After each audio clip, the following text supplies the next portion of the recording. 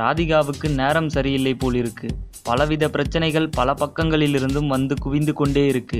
ஆனாலும் அசராமல் பால் அடிச்சுக்கிட்டே தான் இருக்காங்க. ஆனால் இது ரொம்பவே ஓவர். செம்பியன் என்ற ட்விட்டர் ராதிகா கோக் விளம்பரத்தில் நடித்ததற்காக அவரை கண்டித்து ட்விட்டரில் எழுதுகிறார். இது ஒரு வகையான தொழில்துறை சார்ந்த விபச்சாரம் என்றும் குறிப்பிடுகிறார். இதற்கு பதிலளித்திருக்கும் ராதிகாவோ ரொம்பவே எல்லையை மீறி செம்பியனின் தாய் மற்றும் அவரது குடும்பத்தினரையும் விபச்சாரிகள் என்பது போல் சித்தரித்து பதிலளித்திருப்பது அதிர்ச்சி அளிக்கிறது. என்னதான் கேள்விக்கு கோபம் வந்தாலும் பொது வாழ்க்கையில் பிரபலமாக இருப்பவர் தனது ஆத்திரத்தை இப்படி தீர்த்திருக்க கூடாது.